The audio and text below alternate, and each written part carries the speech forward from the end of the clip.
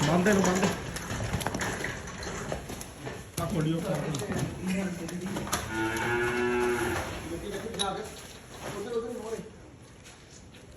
ਅੱਧੇ ਵੱਡੇ ਭਾਜੀ ਪੂਰਾ